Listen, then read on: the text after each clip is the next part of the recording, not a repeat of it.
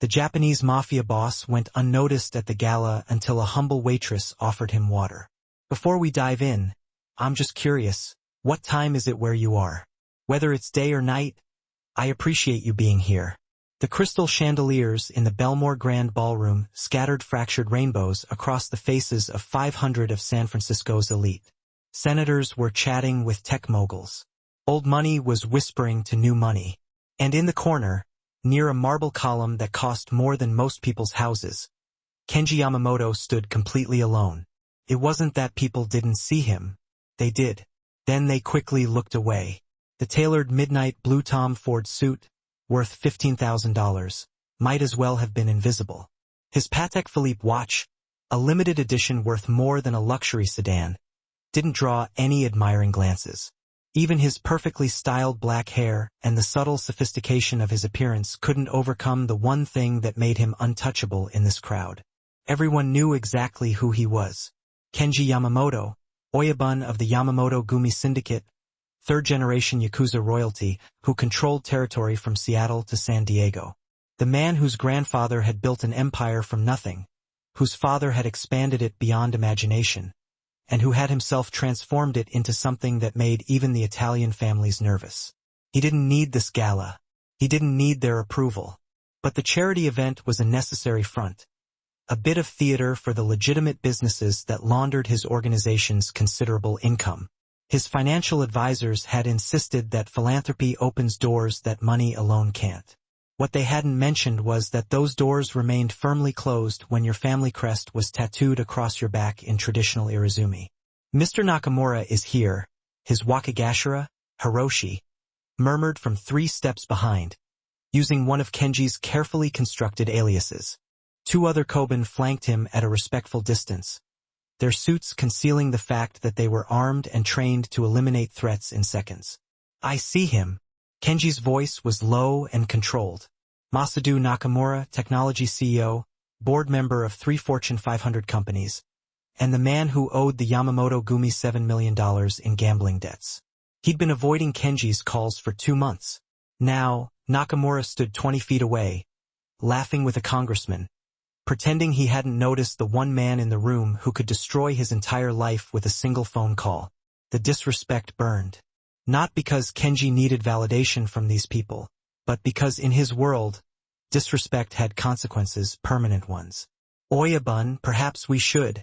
Hiroshi began. We stay. Kenji's tone brooked no argument. Business is conducted on our terms, not his. A waiter passed by with champagne. Kenji took a glass he wouldn't drink, another prop in the performance of legitimacy. He'd been sober for 8 years. Since the night his father died and left him an empire built on blood and honor. An empire that demanded absolute control. Control he was rapidly losing as the evening progressed. More and more people actively avoided his space, as if he radiated danger, which he supposed he did.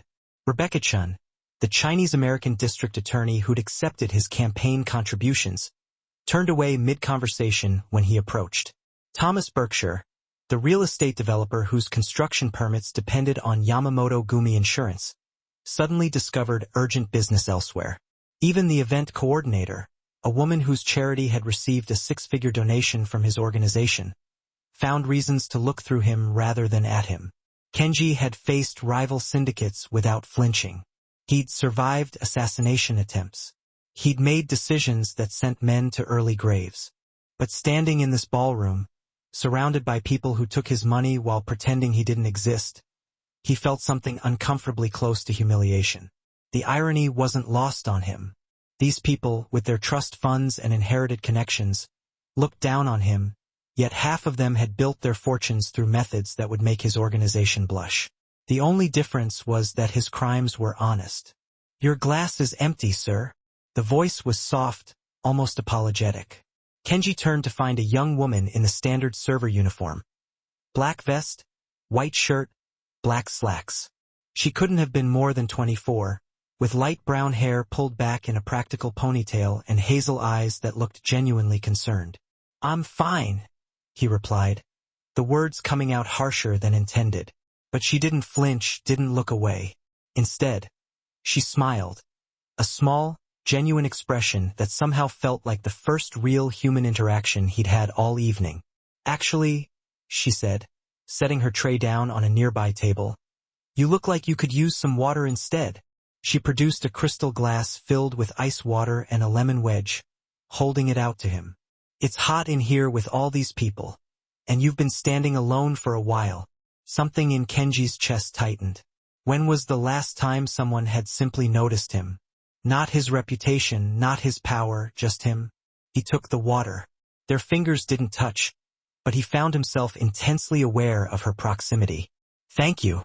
"You're welcome." She hesitated, then added, "I'm Emma. By the way, Emma Torres. I know we're not supposed to chat with guests, but you looked like you needed someone to acknowledge you exist." Kenji almost smiled. If only she knew. "Kenji," he offered, using his real first name, something he rarely did in these circles. "Nice to meet you, Kenji." Emma glanced around the ballroom, her expression turning slightly cynical. "First time at one of these things? They can be pretty brutal if you're not part of the inner circle."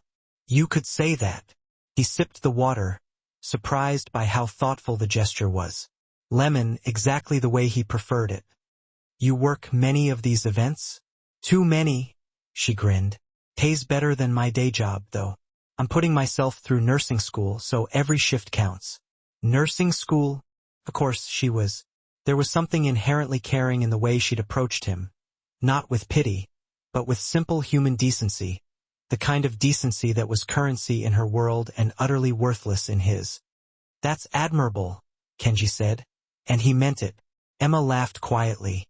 "My mother thinks I'm crazy. Mija, you should find a nice rich man at these parties instead of serving them drinks. But I don't want someone else's money. I want to earn my own life, you know?"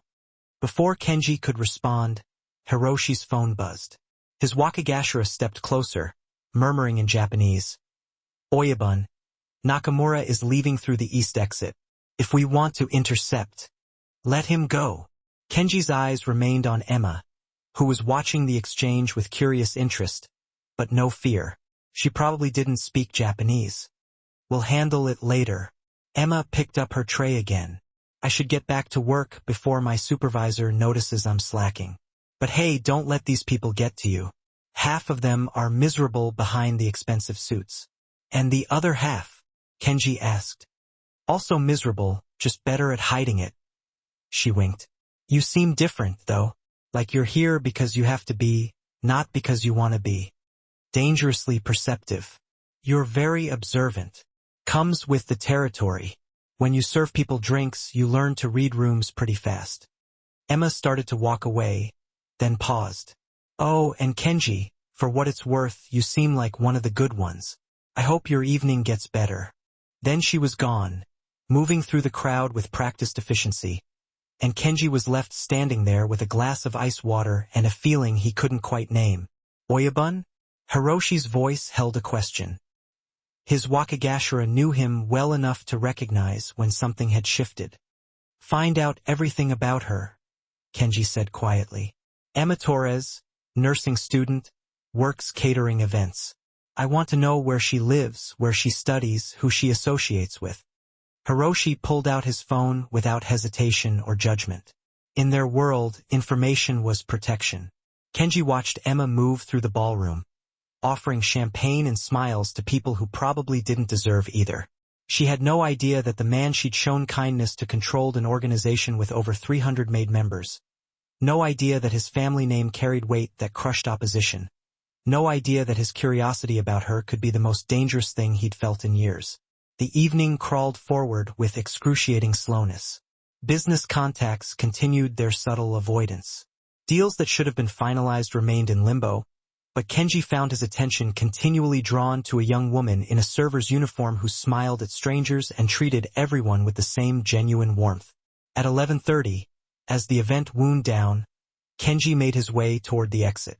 Emma was near the coat check, looking tired but still maintaining that natural grace. She saw him and smiled. "Hey, I hope things improved for you." "They did," Kenji said truthfully. "Because of you." Emma looked genuinely pleased. "Well, I'm glad I could help." Maybe I'll see you at another one of these torture sessions. Perhaps.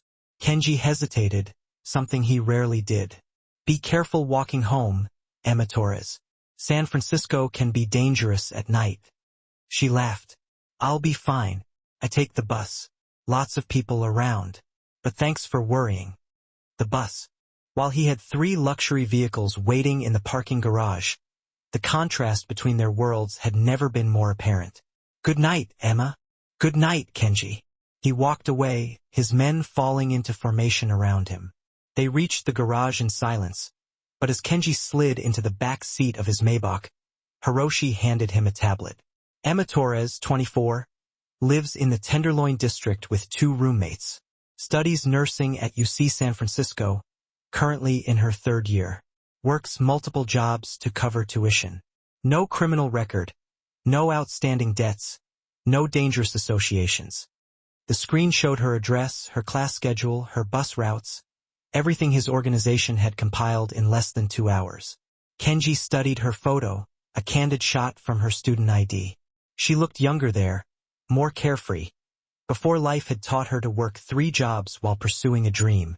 She's clean, Hiroshi observed. Not connected to any organizations or families. I know. Which makes her even more dangerous, because Emma Torres represented something Kenji thought he'd left behind long ago, the possibility of human connection without calculation or agenda. And in his world, anything you cared about became a weapon your enemies could use against you. Oyabun, should we assign a protective detail? Kenji interrupted. Discreet. She's not to know they're there. Rotate teams every 6 hours. Anyone who approaches her gets flagged and investigated. Hiroshi nodded, understanding immediately. Hi, consider it done. As the Maybach pulled into San Francisco traffic, Kenji leaned back against leather seats that cost more than Emma's annual tuition. He should forget about her, should let this strange fascination fade into the background of more important concerns. But something told him it was already too late, that the moment she'd handed him that glass of water with genuine concern in her eyes, she'd become something he hadn't planned for. A weakness, a vulnerability, a target. And Kenji Yamamoto protected what was his with absolute and terrifying efficiency, even if she didn't know she belonged to him yet. Emma Torres had worked enough high society events to recognize patterns. The same faces, the same fake laughter, the same people who treated servers like furniture. So when Kenji appeared at the Westfield Gallery opening 3 nights later, she noticed him immediately. He stood near a contemporary sculpture that probably cost more than her student loans, wearing another impeccable suit, charcoal gray this time, with a black shirt that made him look like he'd stepped out of a movie about dangerous men. The same subtle sophistication, the same 3 men hovering at careful distances, and the same isolation despite being in a room full of people. You've got to be stalking me, Emma said, approaching with a tray of champagne and a playful smile. Or these charity events are just really small circles. Kenji turned, and something flickered across his face. Surprise, pleasure. It was gone too quickly to identify. Emma, I didn't know you'd be working tonight. Last-minute call. Another server got sick. She offered him the tray, but he shook his head. Still not drinking? I respect that. Takes discipline. You have no idea, he murmured, then seemed to catch himself. How was your week? The question felt genuine, which was unusual. Most people at these events didn't remember servers' names, let alone ask about their lives. Exhausting. Had 3 exams, 2 shifts at the hospital cafeteria, and my landlord raised the rent again. Living the dream. Your landlord is taking advantage. Kenji's voice dropped, taking on an edge that made her look at him more carefully. The Tenderloin district has rent control laws. He can't raise it more than 3% annually. Emma blinked. How did you know where I live? For a moment, Kenji looked like a man who'd revealed too much. Then he recovered smoothly. You mentioned taking the bus. There are only a few affordable areas on the main bus routes to the hospital district. It made sense, sort of, but something about the way he'd said it felt too specific, too certain. Right? Emma said slowly. Well, thanks for the legal tip. I'll look into that. Emma, Her supervisor's sharp voice cut through the gallery. Circulate. You're not paid to chat. Sorry, Emma whispered to Kenji. Duty calls, but hey, third time's the charm, right? Maybe we'll actually have a real conversation at the next event. She moved away, but throughout the evening, she felt his eyes following her. Not in a creepy way, more like protective, watchful. She couldn't quite pin down the sensation, but it made her hyper-aware of his presence in a room full of strangers. At 9:30, Emma stepped outside for her break. The San Francisco night air was crisp, carrying the scent of the bay. She leaned against the gallery's exterior wall, scrolling through her phone and mentally calculating how many more shifts she needed before tuition was due. Miss Torres. Emma jumped, nearly dropping her phone. One of the men who'd been shadowing Kenji stood 5 feet away. Asian, late 30s, with an expression that suggested he rarely smiled. Sorry, didn't mean to scare you, he said, though his tone suggested otherwise. My name is Hiroshi Tanaka. I work for Mr. Yamamoto. Yamamoto. Emma's brow furrowed. I thought his name was Kenji. It is Kenji Yamamoto. Hiroshi's eyes were dark, assessing. And you should know who he is before this goes any further. Something cold settled in Emma's stomach. What are you talking about? Hiroshi pulled out his phone, showing her a news article. The headline read, Yamamoto Gumi Syndicate expands territory in Bay Area. Federal investigation continues. Below it was a photo. Kenji, standing outside what looked like a courthouse, flanked by lawyers and men in dark suits. The caption identified him as Kenji Yamamoto, alleged Oyabun of the Yamamoto Gumi Yakuza organization. Emma's blood went cold. Yakuza, Japanese organized crime. She'd seen movies, knew the stories. Tattoos, violence, control. You're lying. But even as she said it, pieces started falling into place. The way people avoided him, the bodyguards, the certainty when he'd mention her neighborhood. This is some kind of joke. I wish it were. Hiroshi's expression remained neutral. The Oyabun has taken an interest in you, a dangerous interest. I'm telling you this as a kindness. Walk away while you still can. Where is he? Emma demanded, anger rising to combat the fear. Where's Kenji? Inside, but Ms. Torres. Emma didn't wait. She pushed past Hiroshi, storming back into the gallery. She found Kenji near the back, studying a painting he probably wasn't actually seeing. You! Her voice came out harder than she'd ever heard it. We need to talk now. Kenji turned, saw her expression, and immediately understood. Emma! Is it true? She kept her voice low, aware of the other guests. Are you Yakuza?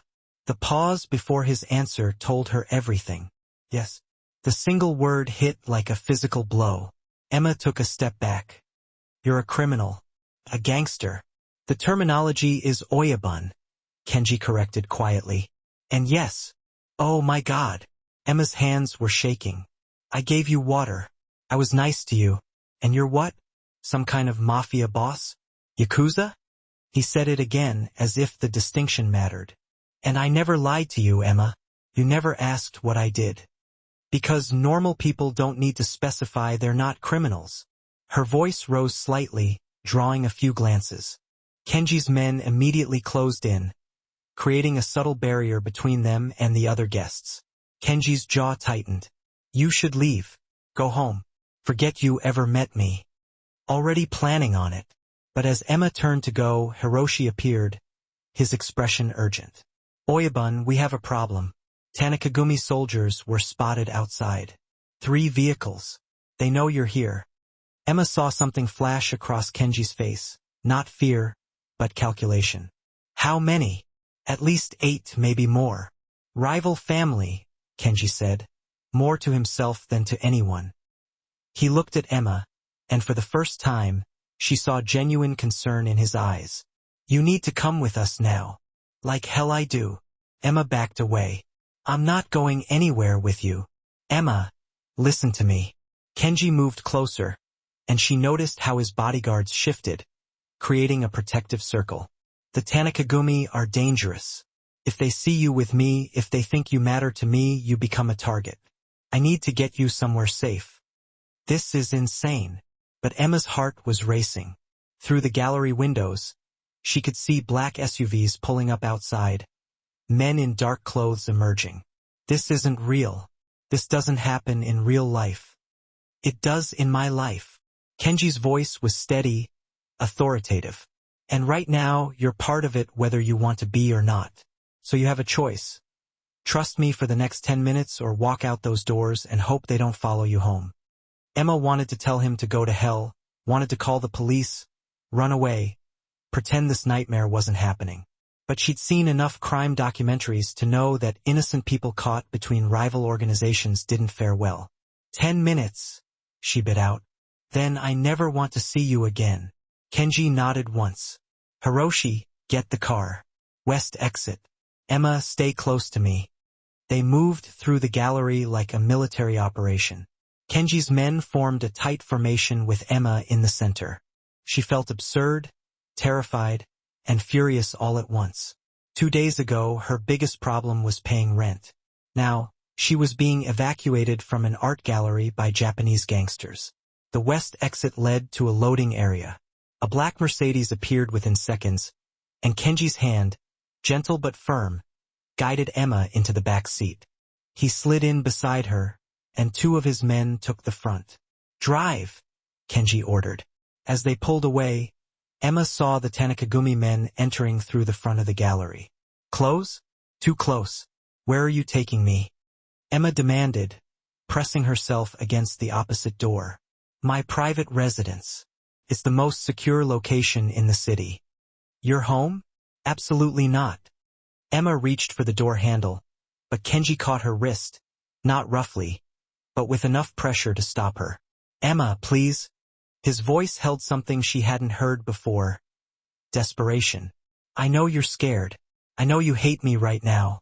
But those men back there, they don't care about your innocence. They care about hurting me.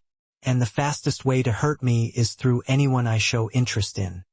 Then why did you? Emma's voice cracked. Why did you talk to me? Why did you show up tonight? Kenji's grip on her wrist loosened but didn't release.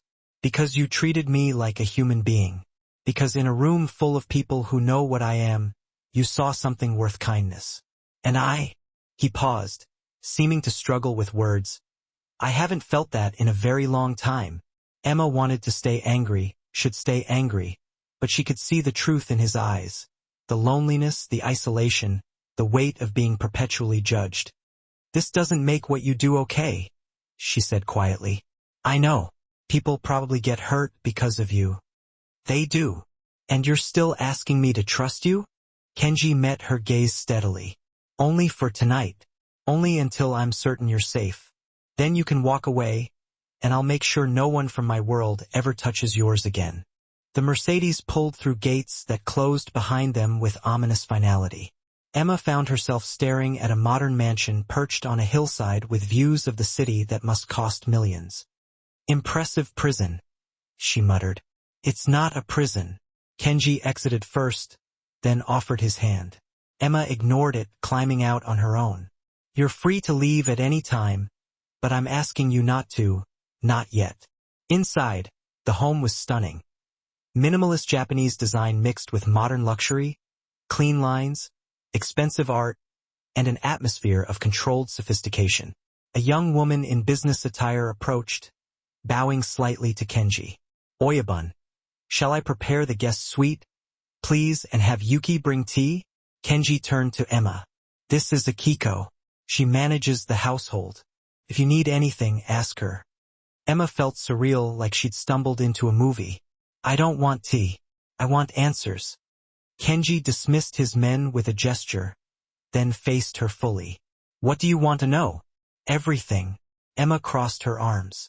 What does an oyabun actually do? How bad are the things you've done? And why the hell did you think getting involved with me was a good idea?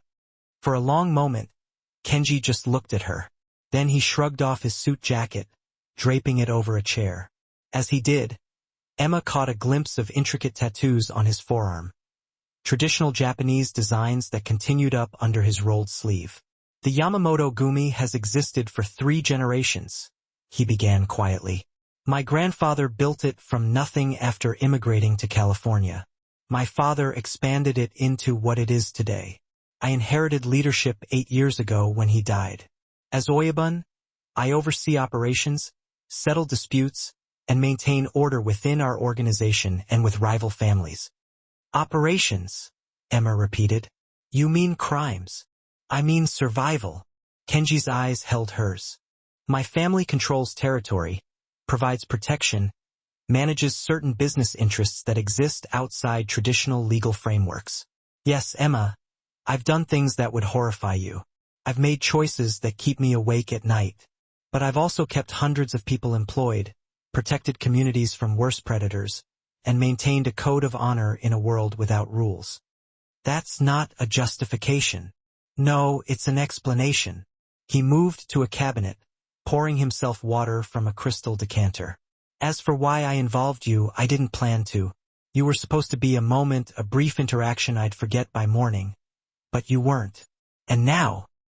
He paused, setting down the glass. Now I've put you in danger simply by existing near you. Emma felt her anger warring with unwanted sympathy. This man, this criminal, looked genuinely tormented by having dragged her into his world.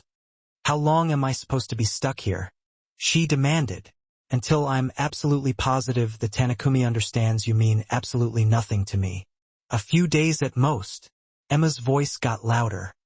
I have classes. I have work. I have a life, none of which will matter if you're dead. Kenji's bluntness sliced through her protests. The Tanakumi doesn't play by any rules. Do you get it? They see weakness, they exploit it. They saw you with me tonight, and now you're a target of vulnerability. Do you comprehend what that signifies? Emma swallowed hard. You're saying they'd hurt me just to get to you? Without a second thought. The stark reality of it washed over her like freezing water. This wasn't some movie or a fictional story. This was real danger, real violence, and she was right in the middle of it, completely through no fault of her own, except for showing basic human kindness. This is so screwed up, she whispered, barely audible. Yes, Kenji agreed somberly. It is, and I'm truly sorry. They stood there silently, the weight of their impossible situation hanging heavily between them. Finally, Akio came in with tea and spoke softly to them in Japanese. Kenji responded, then turned his attention back to Emma. Akio will show you to your room. It has everything you might need. The entire house is secured. We have 12 men patrolling the perimeter at all times. You're safe here. Safe, Emma echoed, her voice empty. I'm essentially being held captive by a Yakuza boss, but sure, I'm safe. You're not a captive. Kenji's voice was firm, leaving no room for argument. You're being protected. There's a distinct difference. Is there really? But Emma was completely drained. Emotionally, physically, mentally. The adrenaline was wearing off, leaving behind only bone-deep exhaustion. Fine, she conceded wearily. Just show me to my gilded cage. The guest suite was even larger than her entire apartment. Floor-to-ceiling windows provided a panoramic view of the bay. The bed looked like it probably cost more than her car. Everything was absolutely perfect, pristine, and utterly foreign. After Akio left, Emma sank onto the edge of the bed and finally allowed herself to process everything that had happened. Just 3 days ago, she'd been a perfectly normal woman with perfectly normal problems. Now, she was trapped in a mansion, being protected from ruthless gangsters by a man who controlled a vast criminal empire. And the worst part, the absolute worst part of it all, was that she still remembered the profound loneliness she'd seen in Kenji's eyes when he'd stood alone in that ballroom. She still felt something tug at her chest when he'd admitted that she made him feel human. This is ridiculous, Emma said to the empty room, trying to convince herself. He's a criminal, a Yakuza. You should be terrified, not whatever this is. But she was terrified, just not of Kenji himself. She was terrified of the way her heart had skipped a beat when he'd looked at her with those dark, haunted eyes and said she made him feel alive. Terrified of how inexplicably protected she'd felt surrounded by his men, even though she knew exactly what they represented. terrified that somewhere in between the champagne glasses and the emergency evacuation, she'd started seeing him as something more than just a criminal. A knock at the door interrupted her spiraling thoughts. "Come in," she called out. Kenji entered, now dressed in casual clothes, black pants and a simple gray Henley, which somehow made him look even more dangerous, more real. The elaborate tattoos on his forearms were fully visible now, intricate koi fish and delicate cherry blossoms rendered in traditional Irizumi style. "I wanted to check on you," he said, staying near the door as if unsure of his welcome. "Make sure you have everything you need." "I need to go home," Emma replied, stating the obvious. "But I'm guessing that's not an option." "Not tonight." Kenji leaned against the door frame, his expression unreadable. "Tomorrow we'll reassess the situation, but for tonight, you're here, and—" He paused, seeming to struggle with showing any vulnerability. "I know this isn't what you wanted, but I need you to understand something. I will keep you safe, whatever it takes." "That's not a threat or a promise. It's simply the truth." Emma looked at him, really looked, past the impeccably tailored expensive clothes and the terrifying reputation. She saw a man who had inherited a world he hadn't chosen, carrying a weight that would crush most people, isolated by the very power that was supposed to make him untouchable. "Why me?" she asked quietly, her voice barely audible. "Out of all the people in that ballroom, why did I matter?" Kenji's expression shifted, something raw and unguarded momentarily crossing his face. "Because you saw me, Emma.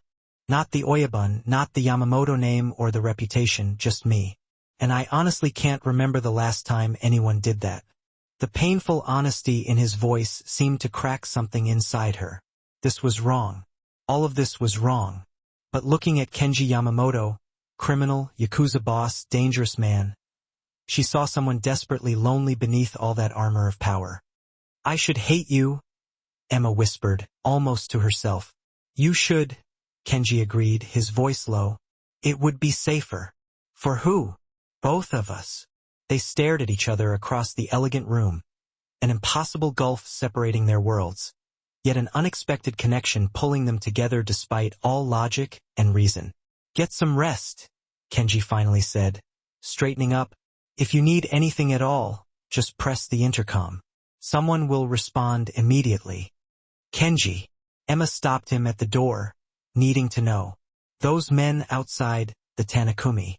What will they do if they find out I'm here?" His jaw tightened, his eyes hardening. "They won't. But if they do," Kenji met her gaze with absolute certainty, "then I'll make absolutely sure they regret it for whatever time they have left."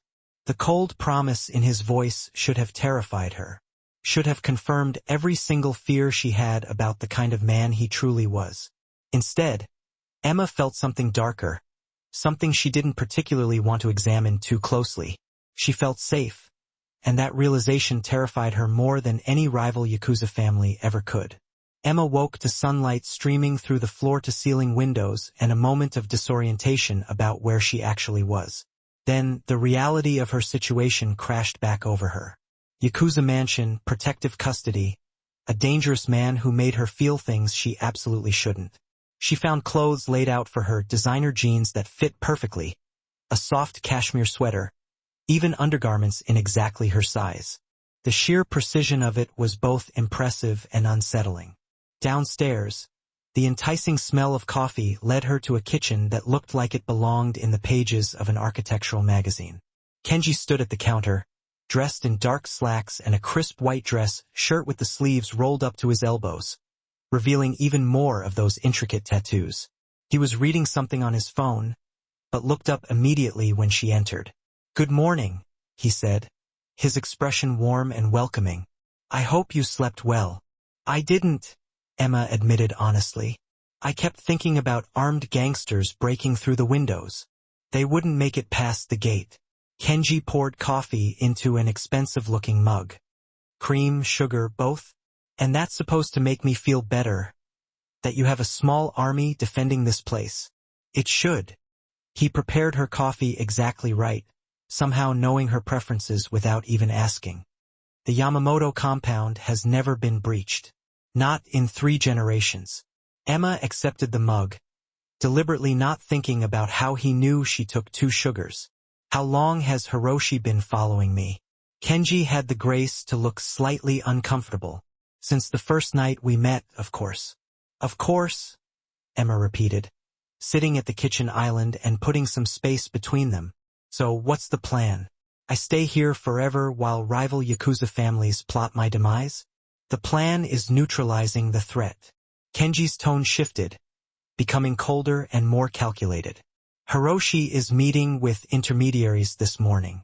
The Tanakumi will be informed that you're unimportant, just a random server who means absolutely nothing to me. Something twisted uncomfortably in Emma's chest at those words, even knowing that they were purely strategic. And they'll just believe that? They'll want to believe it. Starting a full-blown war over a civilian would be far too costly for everyone involved.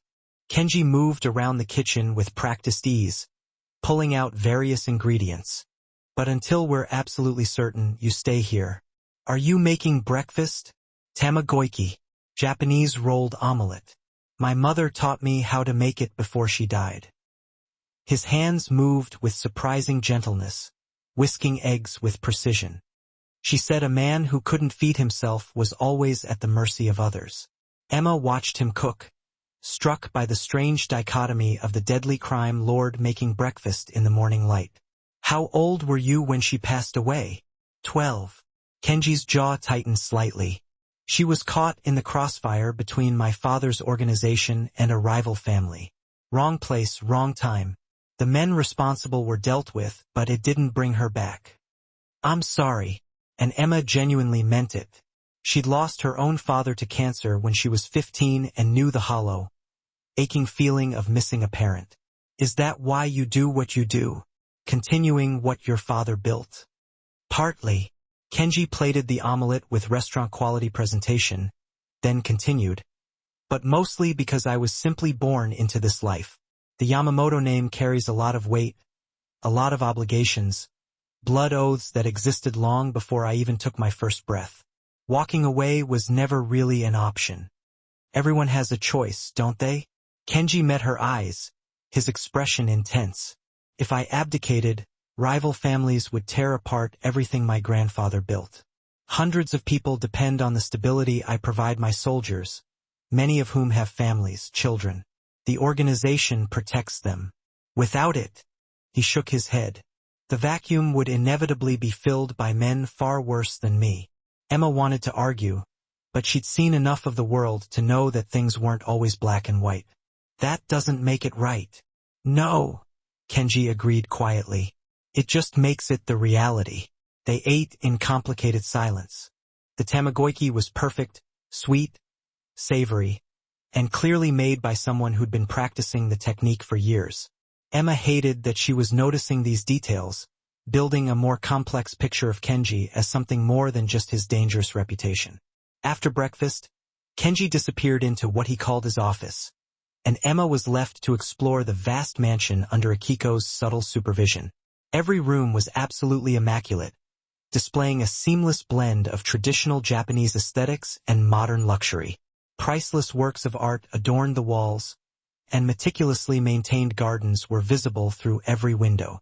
It was both beautiful and suffocating in equal measure. She found a library and lost herself in books, trying desperately not to think about the armed men she could clearly see patrolling outside or the complicated feelings churning inside her chest. Around 2 o'clock in the afternoon, raised voices coming from Kenji's office startled her, pulling her away from her novel. She really shouldn't eavesdrop. Definitely shouldn't move any closer to the door. But she did anyway, her curiosity overriding her sense of propriety. Disrespectful, Oyabun, she heard Hiroshi's voice, sharp and disapproving. The Tanakumi rejected our explanation. They're saying if the girl really means nothing, we should have absolutely no problem handing her over to them for questioning. Emma's blood ran cold. That's not going to happen. Kenji's voice cut through the air. Absolute zero in its intensity. Ever. Then they know she matters, which means she's leverage. Another voice added, one of the other men from the gallery. With all due respect, Oyabun, the smart move is to relocate her somewhere completely untraceable. distance yourself from her completely. Or, Hiroshi added carefully, we could simply make her disappear in a way that leaves absolutely no questions. Emma's heart stopped beating. Were they actually discussing killing her? Choose your next words very carefully, Hiroshi. Kenji's tone could have cut glass. Because if you're suggesting what I think you are, we're going to have a very different kind of problem. I'm merely suggesting practicality, Oyabun. One woman versus the stability of the entire organization. The sound of something slamming hard, maybe a fist hitting a desk, made Emma jump. Emma Torres is under my protection. That means she is untouchable. Anyone who suggests otherwise can consider their oath to this family permanently terminated. Kenji's voice dropped to a terrifying whisper. The Tanakumi want leverage? Fine, then let them try to take her. Let them see what happens when they threaten something I've claimed as mine. Silence hung in the air for a long moment. Then Hiroshi spoke. Hi, Oyabun. Understood. Emma backed away from the door, her heart racing in her chest. She should be terrified by that declaration. Should be horrified by his possessive claim. Instead, she felt something dangerous unfurling deep within her. Something that responded powerfully to being called mine by a man who commanded such absolute loyalty. She managed to make it back to the library before the office door opened. Kenji appeared just minutes later, finding her curled up in a reading chair with a book she wasn't actually reading. You heard, he stated, making it clear it wasn't a question. Your men want me dead, Emma managed to say, trying to keep her voice steady. My men want the organization protected. They're not wrong to see you as a potential liability. Kenji moved to the window, shoving his hands deep into his pockets. But they also know that I've already made my decision. You're under my protection, and that's final. You said I was yours. Emma closed the book, her curiosity burning. What does that mean? Kenji turned to face her, and the sheer intensity in his eyes made her breath catch in her throat. It means the Tanakumi crossed a line when they targeted you. It means I'm done pretending that you're insignificant when every single instinct I possess is screaming at me to keep you safe. He paused, seemingly wrestling with some internal conflict. And it means I'm making a choice that I probably shouldn't because you're absolutely right. Everyone has a choice and I'm choosing you. Emma stood up, her legs feeling unsteady beneath her. You barely even know me. I know enough. Kenji closed some of the distance between them, his gaze unwavering. I know you work yourself to exhaustion for a dream you believe in. I know you treat everyone with kindness, even when they don't deserve it. I know you looked at me at what I truly am, and still saw something worth defending. His voice roughened with emotion. And I know that in 33 years of existing in a world of calculated moves and strategic alliances, I've never felt anything like this. Felt what?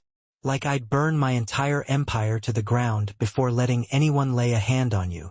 The words hung between them, raw and dangerous. Emma should run.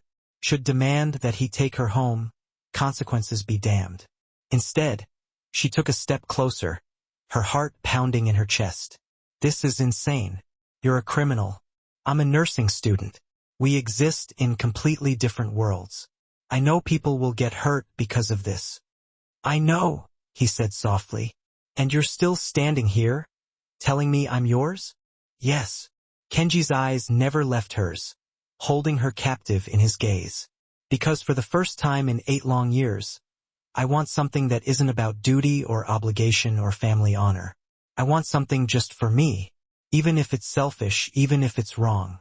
Emma's rational mind was screaming warnings at her, but her heart, her treacherous, foolish heart, was remembering the loneliness she'd seen in his eyes at that gala, the careful way he'd made her breakfast that morning, the absolute certainty in his voice when he defended her to his own men.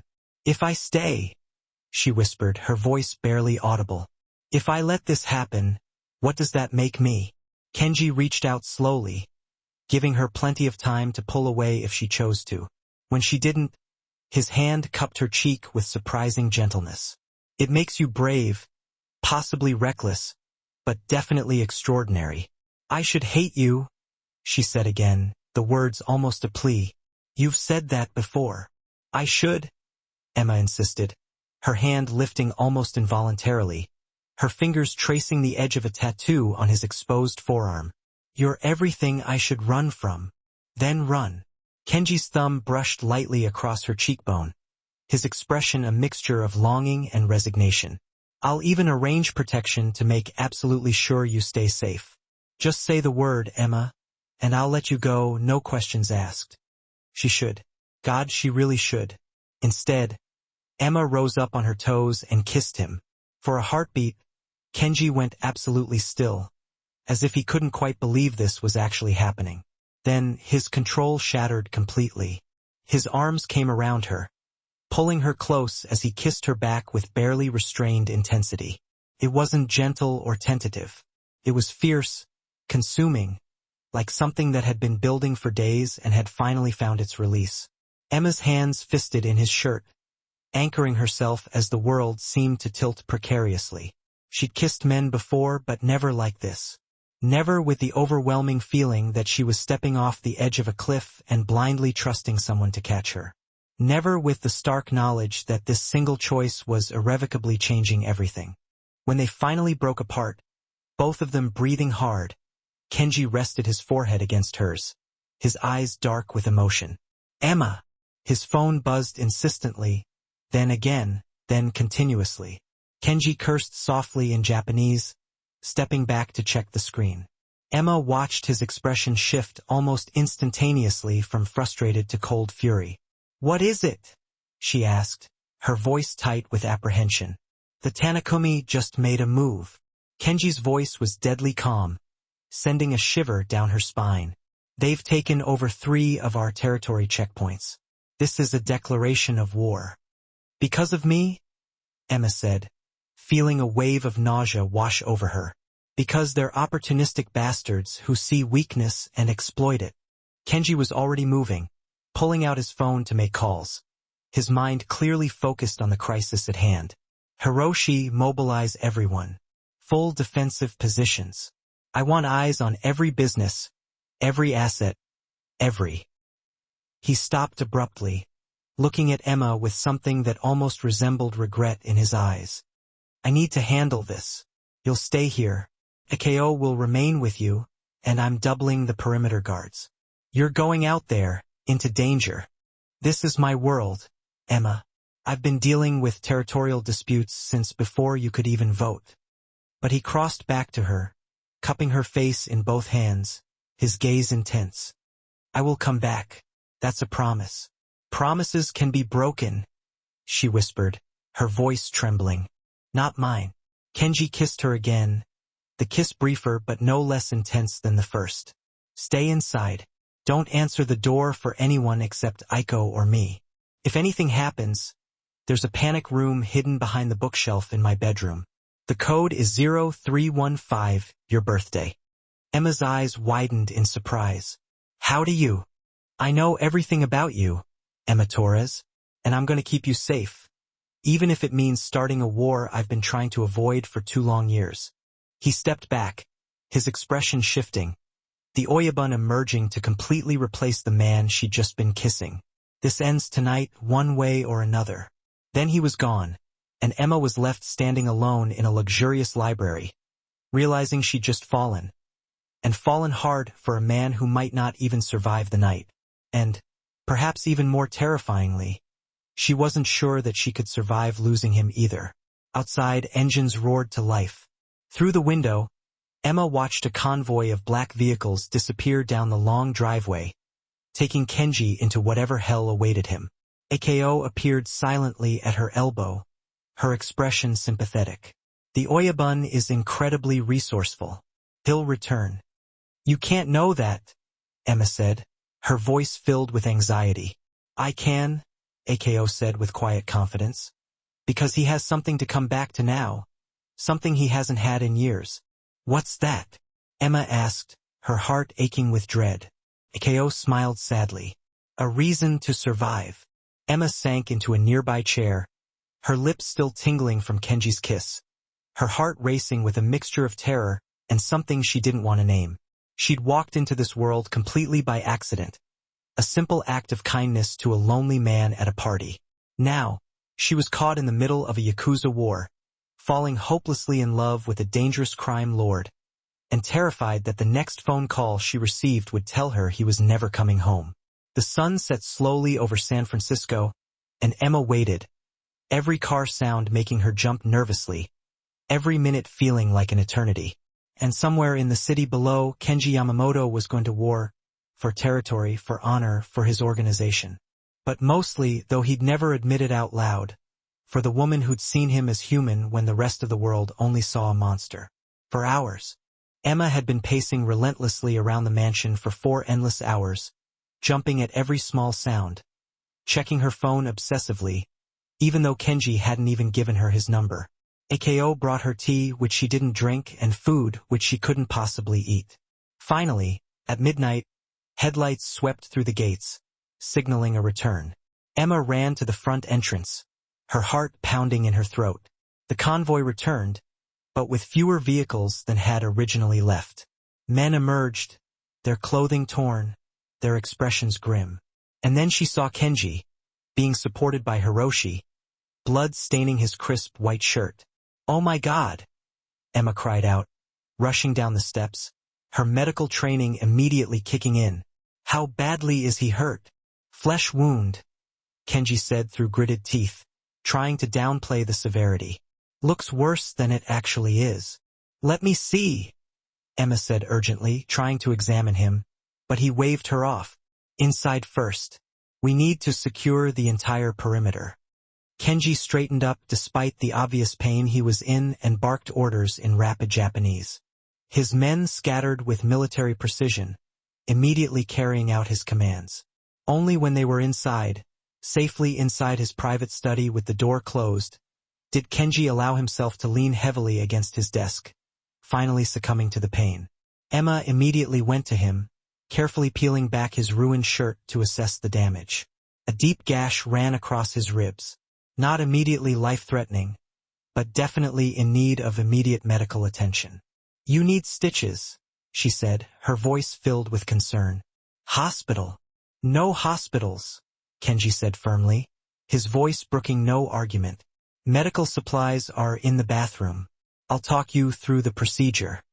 "I'm a nursing student, not a surgeon," Emma protested weakly. "Then consider this practical experience." A ghost of a smile crossed his face, then vanished with a grimace of pain. "I've definitely had worse, Emma. Trust me on that one." She gathered the necessary medical supplies with shaking hands, returning to find that Kenji had already stripped off his shirt completely. The full extent of his Irizumi was now visible in the lamplight, an intricate dragon spanning the entire length of his back, koi fish swimming powerfully up his sides, cherry blossoms delicately scattered across his chest. Traditional Yakuza art that had probably taken years to complete. "It's beautiful," Emma whispered despite herself, completely mesmerized by the artwork. "It's a prison." Kenji watched her prepare the needle and thread, his expression unreadable. "Every single piece of it represents an oath I can never break, a life I can never leave behind."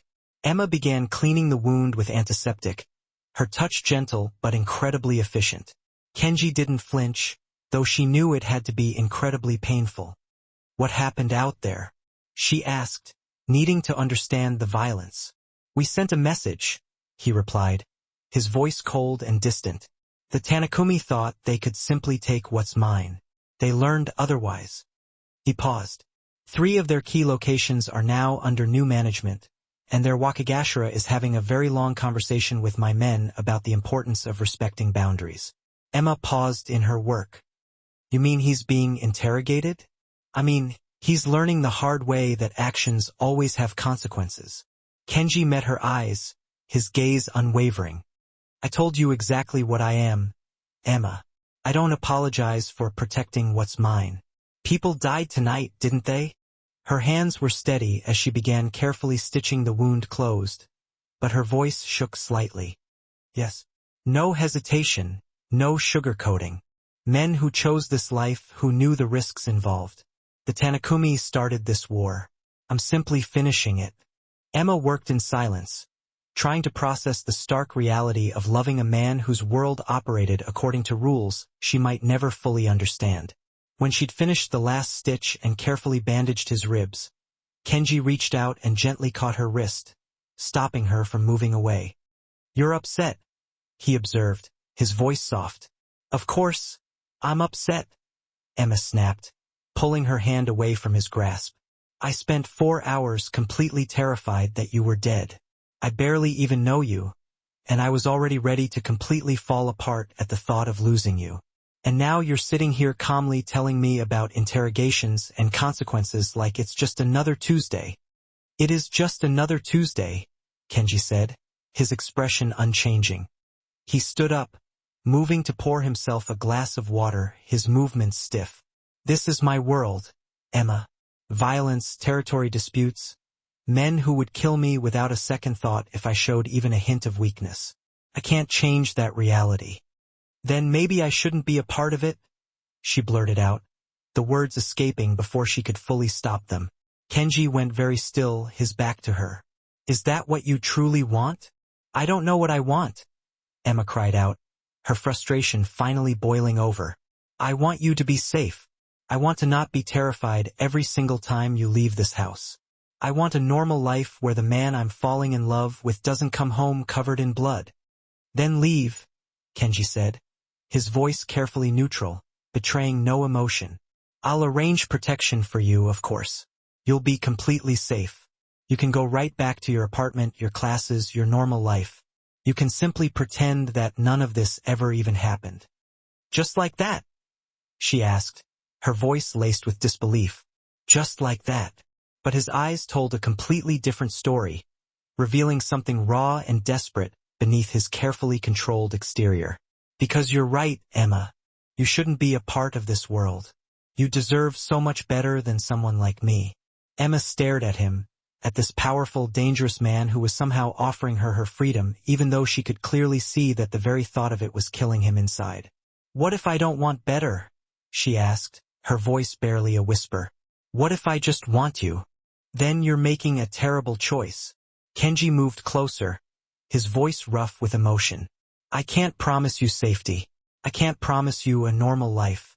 All I can honestly offer you is that I'll protect you with everything I have, that you'll never want for anything material, and that every single decision I make from this moment forward will factor in keeping you alive."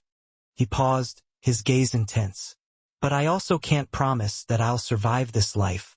I can't promise that enemies won't keep coming after me. And I definitely can't promise that you won't eventually regret this. That's one hell of a sales pitch. It's the truth." Kenji's hand cupped her cheek. "I'm giving you a choice I shouldn't. Walk away, Emma, before it's too late." Emma looked into his eyes, dark, haunted, desperate, and made her decision. She kissed him hard and determined, answering his question without words. Kenji groaned against her mouth, pulling her close despite his injured ribs. "You're insane." "Probably," Emma agreed between kisses. "But I'm yours. You said it yourself, Emma." But whatever argument he had died, as she pressed closer, her hands mapping the uninjured parts of his chest, careful of the fresh stitches. The kiss deepened, turning urgent and desperate. Kenji's control was fraying. She could feel it in the way his hands trembled slightly against her back, in the ragged quality of his breathing. This wasn't the calculated Oyabun. This was a man who'd faced death tonight and come home to find something he'd thought impossible. Hope. A sharp knock interrupted them. Kenji pulled back, instantly alert. "What?"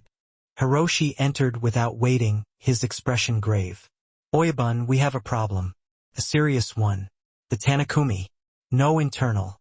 Hiroshi glanced at Emma, clearly uncomfortable. "Perhaps we should speak privately." "She stays." Kenji's tone allowed no argument. "What happened?" Hiroshi's jaw tightened. "Teacher. He's been feeding information to the Tanaka for months. We found encrypted communications on his phone after the raid tonight." The temperature in the room dropped 10 degrees. Emma watched Kenji's expression shift to something terrifying. Cold. Absolute fury contained by the thinnest thread of control. "Teacher," Kenji repeated softly. "My cousin, the man I named as my psychocom, my trusted advisor." Hi, Oyabun. The evidence is conclusive. He's been sharing territory information, security protocols, even details about your personal movements. Hiroshi hesitated, including information about Emma. Emma's blood went cold. He told them about me? He's how they knew you mattered to the Oyabun. He's been reporting everything for the past 6 months. Hiroshi's expression was stone. The question is why and who else is involved. Kenji was silent for a long moment and Emma could practically see him processing, calculating, planning. When he finally spoke, his voice was deadly calm. Where is he now? Secured in the basement, waiting for you. Good. Kenji looked at Emma and she saw genuine regret in his eyes. I need to handle this. It won't be pleasant. What are you going to do to him? Emma asked, though she wasn't sure she wanted the answer. What's necessary? Kenji's voice was flat. Betrayal in our world has only one consequence. Always has. You're going to kill your own cousin. He stopped being family the moment he put you in danger. Kenji moved to a drawer, pulling out something that made Emma's stomach drop. A tanto blade in an ornate sheath. This is tradition. Honor demands it. Kenji, please. This isn't negotiable, Emma. He turned to face her fully. Tishi's betrayal could have gotten you killed. Got 3 of my men killed tonight. Has destabilized everything we've built. I can show mercy in many situations, but not this. Never this. Emma wanted to argue to find some moral high ground, but she was in his world now, and his world had different rules. Harsher justice, blood for blood, just she swallowed hard. Come back to me after, please. Something in Kenji's expression softened. He crossed to her, kissing her forehead gently. Wait in my room. I'll come to you when this is done. Then he was gone and Emma was left alone with the weight of what she just tacitly approved. She'd chosen this world, chosen him. That meant accepting all of it, even the parts that horrified her. She found Kenji's bedroom, dominated by a massive bed and more floor-to-ceiling windows overlooking the city. She stood there watching San Francisco sparkle below, and waited. An hour later, Kenji returned. He'd showered and changed, but Emma could see the weight of what he'd done in his eyes. He looked older, harder, haunted. Is it done? She asked quietly. It's done. Kenji moved to the windows, keeping distance between them. T-shirt is no longer a threat. Neither is anyone else he might have influenced. The family is secure. He paused, turning slightly to face her. Are you okay? I killed my cousin tonight, Emma. The boy I grew up with, taught to fight, brought into the organization. His voice was hollow. No, I'm not okay, but it was necessary. Emma went to him, wrapping her arms around him from behind. She felt him tense, then gradually relax into her embrace. I'm sorry you had to do that. This is my life. But his hands covered hers, holding on like she was the only solid thing in his world. This is what I am. Last chance, Emma. You can still walk away. I wouldn't blame you. Stop trying to push me away. Emma tightened her grip. I made my choice. I'm staying. Kenji turned in her arms, and the vulnerability in his expression cracked something in her chest. Why? Why would you choose this? Because underneath the Oyabun and the Empire and all the dangerous parts, I see you. The man who makes breakfast to remember his mother, who keeps his promises, who looks at me like I'm something precious in a world that's taught him to trust nothing. Emma reached up, cupping his face. I see you, Kenji Yamamoto, and I'm choosing you. All of you. You're going to break me, Kenji whispered, leaning his forehead against hers. I've survived wars and assassinations and taking over an empire at 25. But you, Emma Torres, are going to completely destroy me. Then we'll be destroyed together. Kenji kissed her, desperate, almost broken, like a man drowning and she was air. Emma kissed him back, pouring everything she felt into it. Fear, hope, love. Yes, love. Even though it was insane and too soon and completely illogical. They moved to the bed and Emma was acutely aware this was a line they were crossing. Not just physical but emotional, a commitment to whatever impossible thing existed between them. Your ribs, Emma protested as Kenji pulled her down beside him. Are fine, he struggled with words. I need to know you're real, that you're here, that tonight didn't destroy everything. Emma understood. She let him hold her, their bodies pressed together, but not demanding more than closeness. Kenji's face buried in her hair, his arms around her like she might disappear. "I've never felt this vulnerable," he admitted quietly. "Even when my father died and I inherited everything, even facing down rival families. This you terrifies me more than anything. Welcome to the club." Emma's fingers traced patterns on his chest, careful of the bandages. "I'm terrified too, but I'd rather be terrified with you than safe without you." They lay like that for a long time. Two people from impossible worlds finding something unexpected in each other's arms. Outside, the city continued its relentless pace. Somewhere, enemies were plotting. But in that moment, wrapped in each other, they had something worth fighting for. "Hiroshi will want you to send me away," Emma said eventually. "Hiroshi wants the organization protected. He's not wrong to worry." Kenji's arms tightened. "But he also knows I've made my decision.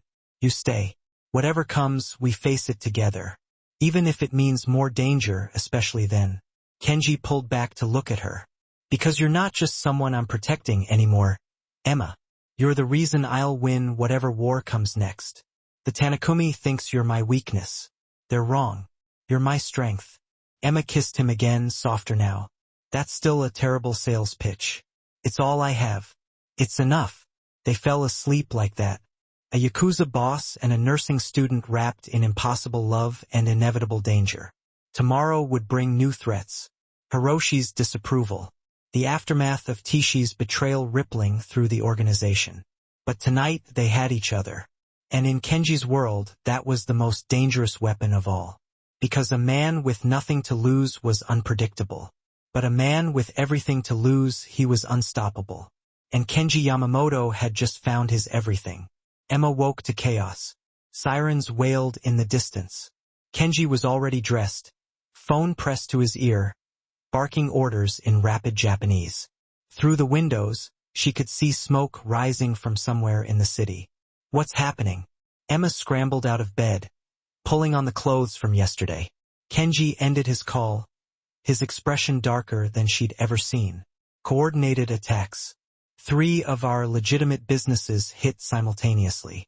The restaurant in Japantown, the import warehouse, and the nightclub downtown. All burning. Burning." Emma's medical training kicked in. "Are there casualties?" 6 injured. 2 critical.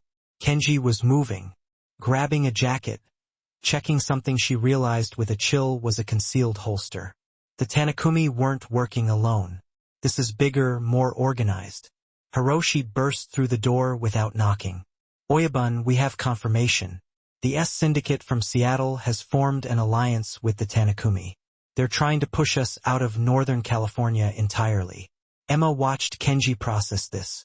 Saw the moment he shifted from the man who'd held her tenderly to the Oyabun who commanded an empire. Full mobilization. "I want every Koban armed and positioned. Lock down all remaining assets. And get Emma somewhere safe." "I'm coming with you," Emma interrupted. "Absolutely not." Kenji's voice was steel.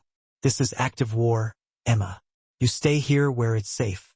Those people are injured. You said 2 are critical. I'm a 3rd-year nursing student. I can help. You're also the one thing they can use against me." Kenji gripped her shoulders. "Emma, please. I can't focus on strategy if I'm worried about protecting you. Then teach me to protect myself." Emma met his eyes steadily. "I'm not hiding while people die.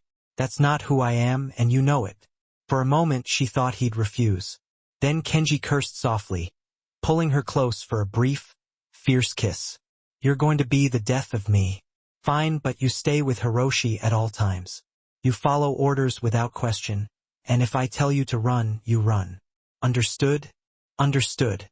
The drive to the nightclub was tense. Emma sat in the back of the armored Mercedes between Kenji and Hiroshi, watching the city pass in a blur. When they arrived, the scene was controlled chaos. Fire trucks, police, and Kenji's men forming a perimeter. The building was still smoldering. Emma's trained eyes immediately cataloged the injured. One man with severe burns being loaded into an ambulance. others with smoke inhalation and minor injuries being treated on site. Oyabun. A young man approached, his face covered in soot. The fire started in 3 places simultaneously. Accelerant was used. This was professional. Kenji nodded grimly. Secure the perimeter. I want to know how they got past our security. He turned to Emma. There's a triage area set up behind that truck. Help where you can, but stay visible to my men. Emma didn't wait for further instruction. She found the makeshift medical station and immediately started assisting, cleaning wounds, checking vitals, reassuring frightened people. It felt good to be useful, to do something concrete in the midst of chaos. She was bandaging a young woman's arm when she overheard 2 of Kenji's men talking in English, clearly not realizing she was listening. Insane keeping her around. She's a liability. Oyabun made his choice. We follow. We're losing territory, soldiers, businesses, all because he can't think straight around some girl. My brother died tonight defending that warehouse. And for what? Emma's hands stilled. Someone had died. Kenji hadn't mentioned that. Careful. Walls have ears. The men moved away, but their words echoed in Emma's head.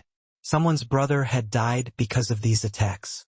Attacks that were happening because Emma was a vulnerability, a weakness Kenji's enemies were exploiting. You okay? Hiroshi appeared beside her, his expression unreadable. One of your men lost his brother tonight, Emma said quietly. Why didn't Kenji tell me? Because the Oyabun is trying to protect you from the full weight of what's happening. Hiroshi's tone was careful. But you should know the truth. We've lost 4 men tonight. Not just injured, gone. Families are grieving because we're in a war we can't afford to lose. Emma felt sick. And they blame me. Some do. Hiroshi's honesty was brutal. They see you as the reason we're vulnerable. The distraction that's costing us everything. He paused. But they also see how the Oyabun is fighting. He's making moves he's avoided for years. Taking risks he'd never take for just power or money. You've given him something to fight for beyond obligation. Is that supposed to make me feel better? It's supposed to help you understand what you mean to him and why this war won't end until one side is completely destroyed. Before Emma could respond, shouting erupted from the perimeter. Kenji appeared, moving fast, his men forming around him. Hiroshi, get Emma to the car now. What's happening? Emma asked, but Hiroshi was already pulling her toward the Mercedes. Syndicate vehicles spotted 2 blocks away. This location is compromised. They were halfway to the car when the first shots rang out. Emma had never heard gunfire in real life. Movies didn't capture the sharp crack that made her ears ring or the way her body froze in pure terror. Hiroshi shoved her behind a concrete barrier as Kenji's men returned fire. The night exploding into violence. Stay down. Hiroshi covered her with his own body, and Emma realized with horrifying clarity that he was willing to die to protect her. The firefight lasted maybe 2 minutes, an eternity compressed into heartbeats. When silence finally fell, Emma's hands were shaking so badly she could barely move. Emma. Kenji was there, checking her for injuries with frantic hands. Are you hurt? No, but she couldn't finish the sentence because she was shaking too hard. Kenji pulled her against his chest, his heart racing as fast as hers. Get her out of here, he ordered Hiroshi. Take her back to the compound. Maximum security. What about you? Emma managed. I need to end this tonight. Kenji pulled back, his expression resolute. The Syndicate made a mistake coming to my city. I'm gonna make sure they regret it. Kenji, wait. But he was already moving, issuing orders, coordinating his men. Emma watched him transform completely into the Oyabun. Cold, calculating, dangerous. This was the man who'd built an empire, who'd survived in a world that ate the weak. Hiroshi guided her to the car, and Emma looked back to see Kenji standing amid the wreckage of his nightclub, surrounded by loyal soldiers, preparing for war. The drive back to the compound was silent. Emma's mind raced with images she couldn't unsee. The flash of gunfire, the fear in people's eyes, the casual way Kenji's men had formed a human shield around her. At the mansion, Akiko met them at the door, her usual calm replaced by worry. The compound is secure. All protocols activated. Good. Hiroshi's phone buzzed continuously. Emma, you should rest. This night is far from over. But Emma couldn't rest. She paced the living room watching news coverage of gang violence erupting across San Francisco. 3 fires, multiple shootings, the city on edge. And somewhere out there, Kenji was in the middle of it. Hours crawled by. Emma tried to sleep, couldn't, tried to eat, couldn't. She existed in a state of suspended terror, waiting for news that might destroy her. At 4 in the morning, Hiroshi found her still awake in the living room. His expression was grave. Emma, I need to tell you something. The Oyabun, he's making a choice tonight that will change everything. What kind of choice? The kind that will either secure our future or destroy us completely. Hiroshi sat across from her. He's meeting with the heads of 3 other families, neutral parties who can broker peace or war. He's offering terms that would normally be unthinkable. Territory concessions, financial compensation, all to end this before more blood is spilled. Emma's chest tightened. He's giving up part of his empire for you. Hiroshi's eyes were dark, assessing. The Oyabun would never admit it, but everyone knows. He's choosing you over power, over legacy, over everything his grandfather and father built. The weight of that crashed over Emma. I never asked him to. You didn't have to. That's what makes this both beautiful and tragic. Hiroshi leaned forward. So, I need to know, Emma Torres, are you worth it? Because if this falls apart, if peace can't be achieved, we're looking at a war that will tear apart everything.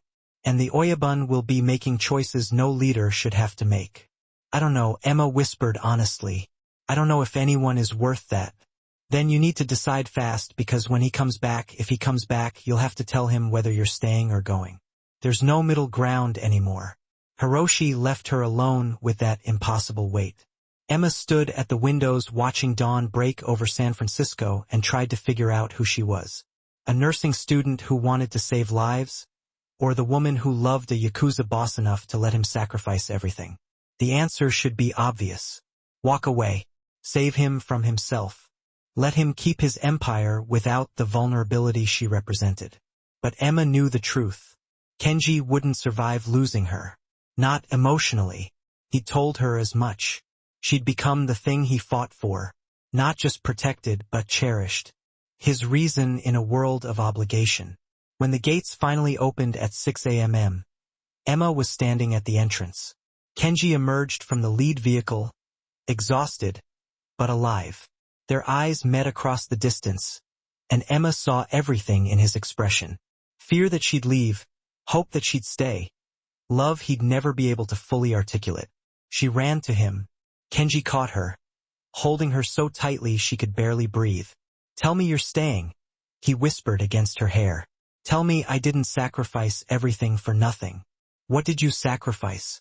3 territories, 2 businesses, and my pride. Kenji's laugh was bitter. I bent the knee to rivals I should have crushed, made concessions that show weakness. All to buy peace.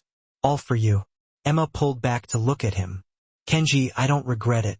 His hands cupped her face. I'd give up the entire empire if it meant keeping you safe. But I need to know, Emma. After everything you've seen tonight, the violence, the death, the impossible choices, are you still choosing this? Still choosing me? Emma thought about the injured people she'd helped. The men who died protecting Kenji's assets. The families grieving tonight. The impossible weight of loving someone whose world operated by rules she'd never fully understand. Then she thought about Kenji, holding her through nightmares, making her breakfast, looking at her like she was the only real thing in his manufactured world. The man beneath the Oyabun, the heart beneath the armor. I'm staying, she said firmly. Whatever comes, I'm yours. Kenji's control shattered. He kissed her desperately, and Emma tasted fear and relief and love all tangled together. When they finally broke apart, both breathing hard, she saw tears in his eyes he'd never admit to crying. You're insane, he whispered. Probably. Emma managed a shaky smile. But I'd rather be insane with you than sane without you. Hiroshi cleared his throat discreetly. Oyabun. The families have agreed to a summit tomorrow night. They want to finalize the peace treaty. Good. Kenji didn't look away from Emma. Tell them I'll be there and that after tomorrow, Anyone who threatens what's mine will face consequences beyond their imagination. As they walked into the mansion together, Emma realized she'd crossed a line she could never uncross. She was fully in Kenji's world now. Not as a prisoner or even a protected civilian, but as his partner, his reason, his vulnerability, and his strength. Tomorrow would bring the summit, the final negotiations, the end of this immediate war. But Emma knew with bone-deep certainty that their story was far from over. Because in Kenji's world, peace was always temporary, and enemies were always waiting for the next opportunity to strike. The summit was set for neutral ground. An upscale restaurant in the financial district, closed to the public for the evening. 5 families, 1 table, the fate of Northern California's underworld hanging in the balance. Emma, there's absolutely no way you're coming. Kenji stated that for the 10th time as he adjusted his tie in the mirror. He wore a midnight blue suit that probably cost more than her entire semester's tuition. His hair perfectly styled. Every inch the powerful Oyabun. This is a room full of men who've killed for less than a perceived slight. You'll be safer here. I'll be going insane with worry here. Emma crossed her arms. Besides, you said it yourself. I'm your strength, not your weakness. Let me be there. Kenji turned, his expression conflicted.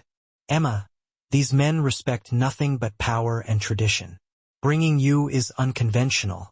Then be unconventional. She moved to him, straightening his already perfect tie. Show them that Kenji Yamamoto doesn't follow their rules anymore. For a moment, something like pride flickered in his eyes. Then he sighed, pulling her close. You're going to give me a heart attack before I'm 40. That's the plan. Hiroshi appeared in the doorway, his expression grave. Oyabun, the cars are ready. But I must advise again. Bringing her to the summit is a strategic error. Noted and ignored. Kenji's hand found Emma's. She comes. Triple the security detail. I want eyes on every entrance, every window, every shadow. If anything feels wrong, we abort immediately. The drive was tense. Emma sat between Kenji and Hiroshi in the back of the armored Mercedes, watching the city pass. She wore a simple black dress Akiko had provided, elegant, understated, appropriate for a night that could determine their future. Remember, Kenji said quietly, you stay beside me at all times. You don't speak unless spoken to directly. And if I tell you to leave, you go with Hiroshi immediately. No arguments. Understood? Emma squeezed his hand. I trust you. That's what terrifies me. The restaurant was impressive. All dark wood and ambient lighting with a single large table set in the private dining room. As they entered, Emma felt every eye in the room turn to assess her. 5 men sat around the table, each flanked by their own advisors. Emma recognized the Tanakumi boss from news photos, an older man with cold eyes and a scar across his jaw.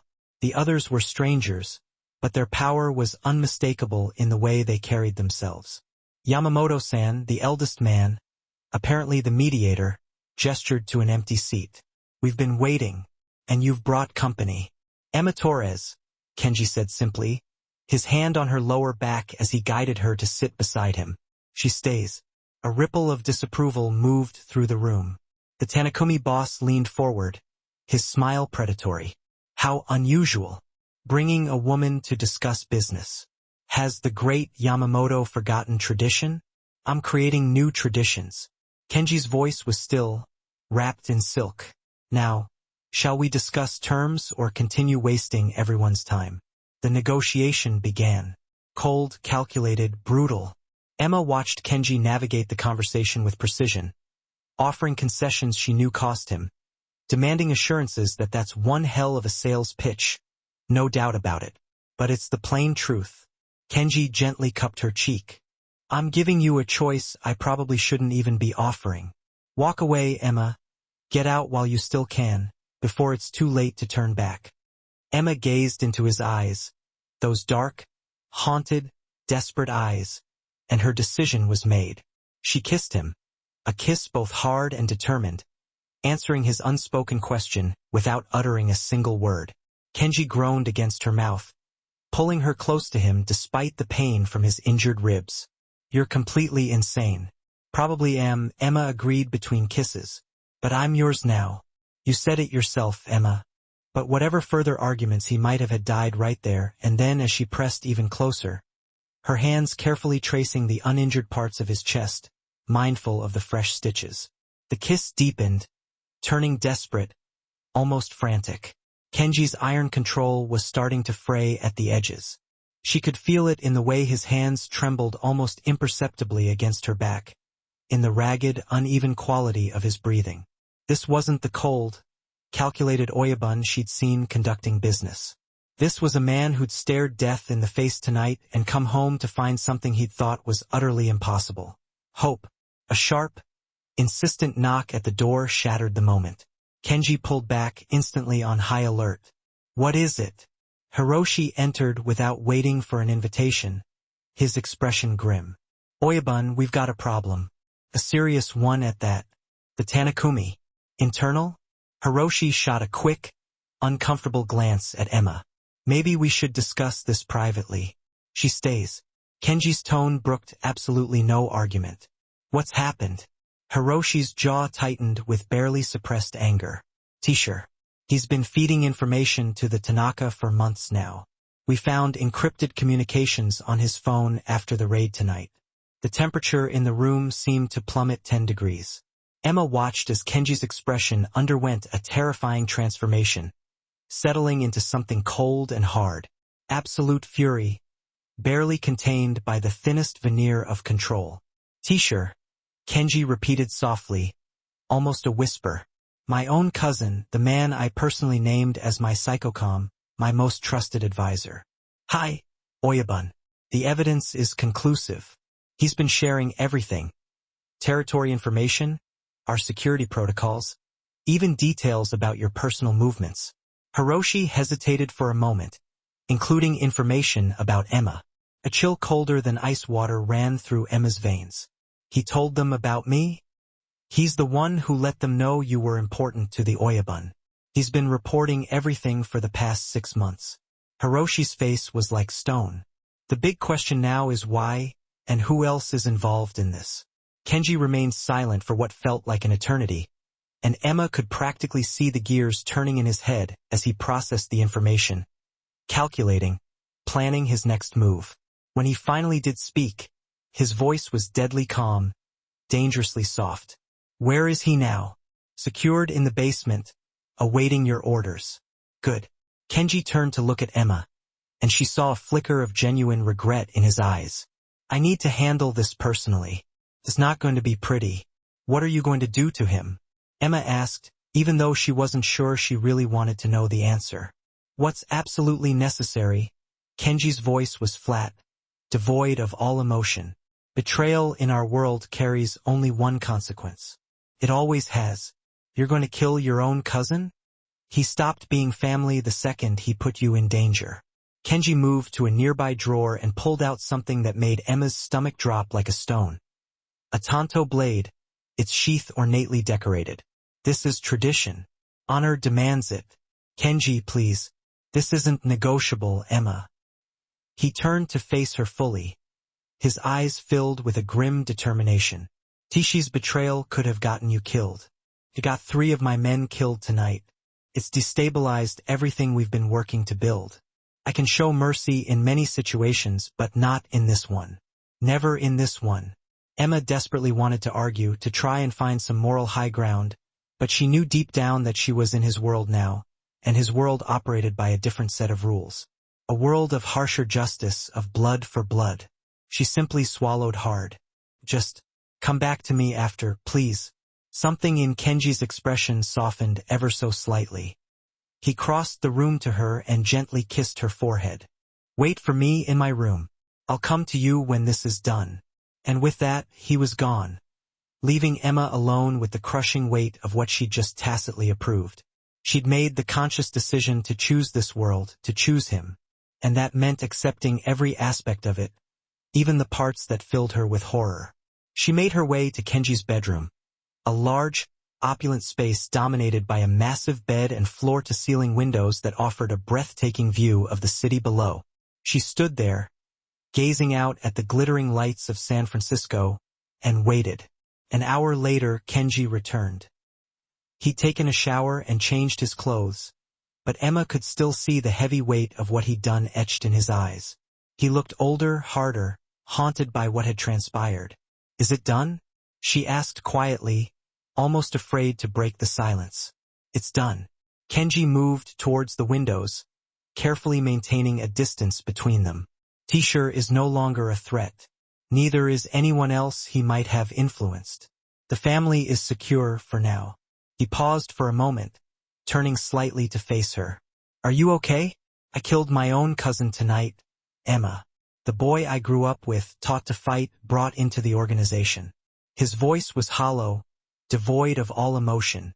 "No, I'm not okay, but I understand that it was necessary." Emma went to him, wrapping her arms around him from behind in a comforting embrace.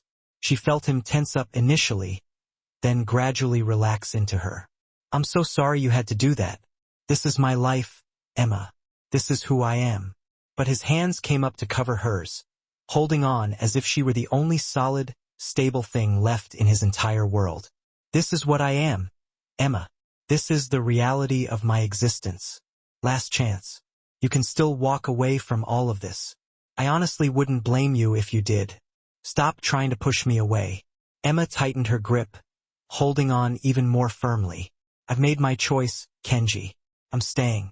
Kenji turned in her arms, and the raw vulnerability that she saw in his expression cracked something deep within her chest. "Why, Emma? Why would you choose this life? Why would you choose me?" "Because underneath the Oyabun, underneath the empire and all the dangerous trappings of it, I see you, Kenji. The man who makes breakfast to remember his mother, who keeps his promises, who looks at me like I'm something precious in a world that's taught him to trust absolutely no one." Emma reached up and gently cupped his face in her hands. "I see you, Kenji Yamamoto, and I'm choosing you, all of you." "You're going to completely break me," Kenji whispered, leaning his forehead against hers. "I've survived wars, assassinations, and even taking over an entire empire at the young age of 25. But you, Emma Torres, you're going to be the one to completely destroy me. Then we'll be destroyed together." Kenji kissed her then, with a desperation that bordered on brokenness, like a drowning man gasping for air, and she was his only lifeline. Emma kissed him back with equal fervor, pouring every single ounce of her feelings into it. The fear, the hope, and yes, the love. It was insane. She knew it. It was way too soon, and it defied all logic, but she was undeniably, irrevocably in love with him. They moved to the bed together, and Emma was acutely aware that they were crossing a line, not just physically, but emotionally as well, making a deep and profound commitment to whatever impossible thing existed between them. "Your ribs," Emma protested softly as Kenji gently pulled her down beside him, "are fine. He struggled to find the right words. "I need to know that you're real, that you're actually here with me, that tonight, with everything that's happened, didn't destroy everything." Emma understood perfectly. She let him hold her close, their bodies pressed together, but not demanding anything more than that simple closeness. Kenji buried his face in her hair, his arms wrapped tightly around her, as if she might disappear into thin air if he let go. "I've never felt this vulnerable in my entire life," he admitted quietly, his voice barely above a whisper. "Not even when my father died and I inherited everything, not even when I was facing down rival families. You terrifies me more than anything I've ever known. Welcome to the club." Emma's fingers gently traced patterns on his chest, carefully avoiding the bandages that covered his injured ribs. "I'm terrified too, Kenji. But I'd rather be terrified with you than safe without you." They lay like that for a long time, just holding each other. Two people from completely different and seemingly impossible worlds finding something utterly unexpected in each other's arms. Outside, the city continued its relentless, unyielding pace. Somewhere out there, their enemies were undoubtedly plotting against them. But in that moment, wrapped securely in each other's arms, they had something worth fighting for. "Hiroshi will likely want you to send me away," Emma said eventually, breaking the comfortable silence. "Hiroshi's priority is to protect the organization, and he's not wrong to be worried about my involvement." Kenji's arms tightened around her, But he also knows that I've already made my decision. You stay, Emma. Whatever comes our way, we'll face it together. Even if it means more danger, especially if it means more danger. Kenji pulled back slightly to look directly into her eyes. Because you're not just someone I'm trying to protect anymore, Emma. You're the reason I'll win whatever war comes next. The Tanakumi and the Syndicate think you're my weakness, but they're wrong. You're my strength. Emma kissed him again. A softer, more tender kiss this time. That's still a terrible sales pitch. It's all. He would protect his remaining interests. He was magnificent, powerful, yet controlled, dangerous, yet diplomatic, but something felt off. Emma couldn't quite put her finger on it, but her instincts were screaming at her. The Tanakumi boss just looked too darn pleased with himself. The Syndicate representative kept glancing down at his phone, and one of the neutral mediators had this nervous energy about him that just didn't fit the situation. Emma, Kenji murmured at 1 hour 20 minutes and 58 seconds without even turning his head. What is it? Something's wrong, she whispered back. I don't know what, but the lights just went out. In the sudden darkness, all hell broke loose. There were shouts in Japanese, the screech of chairs being shoved back, and then gunfire, not from outside but right there inside the room. Kenji's body instantly covered hers, pushing her down to the floor.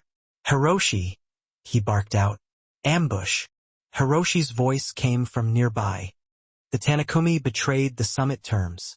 Emma's heart pounded in her chest as she heard the firefight at 1 hour 21 minutes and 32 seconds escalate all around them. This was supposed to be neutral ground, a sacred space where violence was absolutely forbidden, but the rules were being shattered, and they were smack dab in the middle of it all. Emergency exit, Kenji commanded, his body still shielding Emma. Now they were moving through the darkness, Kenji's men forming a tight protective circle around them. Emma's medical training kicked in. She could hear someone nearby gasping in pain, clearly injured. But there was no time to help, no time to even think. Only survival mattered. They reached a door at 1 hour 22 minutes and 5 seconds, and Hiroshi kicked it open. The alley beyond was dark, but at least it was outside. Fresh air, a possible escape route. Then Emma saw the vehicles blocking both ends of the alley. Black SUVs, and at least a dozen armed men were getting out. It's a trap, Kenji breathed, his voice tight. The summit was bait. They wanted us contained, vulnerable. His jaw clenched, and she could see him rapidly calculating the odds, the strategies, their chances of survival. Kenji Yamamoto. A voice echoed from the shadows. The Tanakumi boss stepped forward, flanked by what looked like a small army. Did you really think we'd accept your pathetic terms? He sneered at 1 hour 22 minutes and 44 seconds. You've grown weak, soft, and it's all because of her. His eyes locked onto Emma, and she felt the full weight of his absolute malice. This ends tonight, the Tanaka boss continued, his voice dripping with venom. You have a choice to make, the girl or your empire. Give her to us. Walk away with your life and what's left of your organization, or die protecting her and lose everything anyway. Kenji's hand tightened on Emma's. She could feel him trembling, not with fear, but with barely contained rage. You broke sacred ground, Kenji said, his voice deadly calm at 1 hour 23 minutes and 19 seconds. Summit terms are absolute. You violated the oldest code we have. Codes are for the weak, the Tanaka boss scoffed. Power is all that matters. He smiled, a cruel, predatory expression. So what's it going to be, Yamamoto? The empire your grandfather built, or one insignificant woman? Emma's chest tightened. This was it, the impossible choice she'd dreaded from the beginning. She opened her mouth to tell Kenji to save himself, to choose his legacy, to let her go. But Kenji spoke first. You want to know what she means to me? He said at 1 hour 23 minutes and 54 seconds. He stepped forward, deliberately placing himself between Emma and the guns. She's worth more than all of this. More than territory, more than power, more than an empire built on blood and fear. His voice rose, echoing off the surrounding buildings. I choose her. I've always chosen her. And if you think that makes me weak, Then come and find out exactly how dangerous a man with everything to lose can be. Kenji, no. Emma tried to pull him back, but Hiroshi held her firmly in place. So be it. The Tanaka boss said at 1 hour 24 minutes and 30 seconds, raising his hand. Emma saw at least 15 guns aimed directly at Kenji. Time seemed to slow to a crawl. Emma screamed. Kenji stood firm, unarmed, defiant. Then the world exploded with light and sound, but not from the Tanakagumi. From above, from the rooftops, from positions Emma hadn't even noticed before. Kenji's men, dozens of them, appearing like ghosts with military precision. Did you really think I'd walk into a trap unprepared? Kenji's voice cut through the chaos. I'm third-generation Yakuza. My grandfather survived the wars at 1 hour 25 minutes and 5 seconds. My father built an empire, and I learned from both of them that power isn't just violence. It's preparation. The Tanakumi were completely surrounded, outgunned, outmaneuvered. Their confident ambush had turned into their own cage. You broke the summit, Kenji continued, his voice now as cold as death. You violated sacred ground. You threatened what's mine. And now you'll learn why the Yamamoto name has endured for 3 generations while others have fallen to dust. The Tanaka boss's confidence cracked at 1 hour 25 minutes and 39 seconds. Yamamoto, you wanted my choice, Kenji said, cutting him off. I made it. Now face the consequences. What happened next was a blur. Emma couldn't see clearly. Kenji's men moved with brutal efficiency. The fight was over in minutes. Not deaths, Emma realized with some relief, but complete and utter dominance. The Tanakagumi were disarmed, subdued, surrounded by a force that had been hiding in plain sight the whole time. The other families will hear of this, Kenji announced, his voice carrying an authority that made even the defeated men lower their eyes. The Tanakumi broke sacred trust at 1 hour 26 minutes and 15 seconds. They're finished in this city. Their territory is forfeit. Their operations are ended, and anyone who stands with them shares their fate. He turned to the Soto Syndicate representatives who had been part of the ambush. Seattle is a long drive. I suggest you start now and never return. The next time you cross into my territory, there won't be any warnings.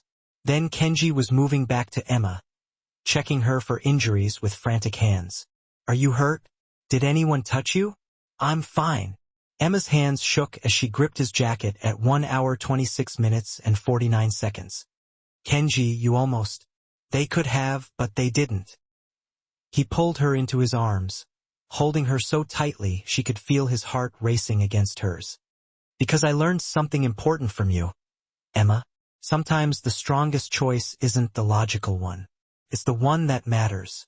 Sirens wailed in the distance. Hiroshi appeared at Kenji's elbow. Oyabun, we need to leave. Police are responding to reports of gunfire. Understood. But Kenji didn't release Emma. Get everyone out. Clean this up. I want no trace by morning at 1 hour 27 minutes and 23 seconds. As they returned to the Mercedes, Emma's mind was spinning. What happens now? To them? To you?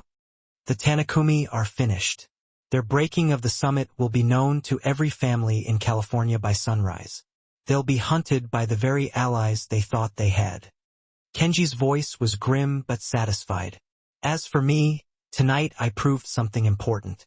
That the Yamamoto Gumi doesn't need to play by the old rules. We're stronger than fear, stronger than tradition. Because of you, because of us at 1 hour 27 minutes and 57 seconds. Kenji cupped her face in his hands.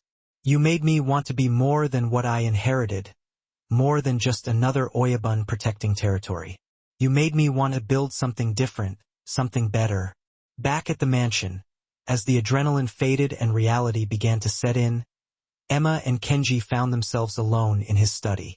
The night had fundamentally changed something, broken through the last remaining barriers between them. I almost lost you tonight, Emma said quietly. I watched you stand in front of those guns at 1 hour 28 minutes and 30 seconds, and I realized I can't live without you. Not won't, can't. Kenji moved closer to her, his hands gentle despite the violence they had just survived. I know the feeling. When they demanded I choose, there was no hesitation, no calculation, just absolute certainty that nothing, not power, not legacy, not even survival matters more than you. What does that mean for us? For your world? It means change. Kenji's expression was resolute. I'm not abandoning my family or my obligations, but I'm done letting this world consume everything good at 1 hour 29 minutes and 8 seconds. Done sacrificing humanity for power. Starting tomorrow, things will be different. Different how? I'm going legitimate. Slowly, carefully, but definitively. Kenji's voice was firm, unwavering. The Yamamoto Gumi will transition into legal enterprises over the next 5 years. Some will disagree, some will leave, but those who stay will be part of something my grandfather could never have imagined. A legacy built on something other than fear. Emma's eyes widened in surprise. You're getting out for me? For us? Kenji pulled her close at 1 hour 29 minutes and 45 seconds. Because I've spent 33 years doing my duty, honoring my father's memory, protecting a legacy I never chose. And tonight, standing in that alley, I realized something. The greatest honor isn't maintaining what was. It's building what could be. That's going to take years, maybe decades. Then we have decades together. Kenji's smile was soft, genuine. An expression Emma had rarely seen on his face. I'm not promising you easy, Emma Torres. I'm not promising you safe, but I'm promising you every day I have left at 1 hour 30 minutes and 22 seconds. Every choice I make, every piece of the man I'm becoming. Emma kissed him, pouring every single emotion she felt into that kiss. When they finally broke apart, she whispered, "That's the best sales pitch yet. It's the only one I have left." They stood there together in the study, surrounded by the trappings of the power Kenji was beginning to let go of, and Emma realized this was her life now. Not the fantasy she had once imagined, not the safe, predictable path she had planned for herself, but something real, something complicated, and something infinitely precious. "I love you," she said, the words coming easily now at 1 hour 30 minutes and 56 seconds. "I love you, and it's terrifying, and I don't care." Kenji's breath caught in his throat. In his world, love was seen as a weakness, a vulnerability, a crack in the armor. "I love you, too," he breathed, his voice thick with emotion. "More than I've ever loved anything, more than power or legacy, or the empire 3 generations built. You're my honor now, Emma, my code, my everything."